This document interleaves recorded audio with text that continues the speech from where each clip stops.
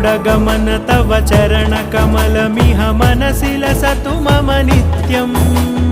गरुडगमन तव चरणकमलमिह मनसि लसतु मम नित्यम् मनसि लसतु मम नित्यम् मम तापमपाकुरु देव मम पापमपाकुरु देव मम तापमपाकुरु देव मम पापमपाकुरु देव